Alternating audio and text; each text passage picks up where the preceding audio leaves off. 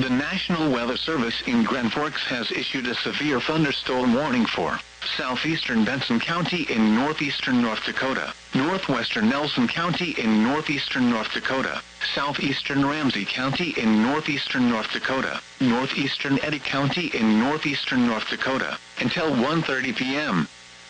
At 12:35 p.m., a severe thunderstorm was located over eastern Spirit Lake Nation, or 14 miles south of Devil's Lake, moving east at 30 miles per hour.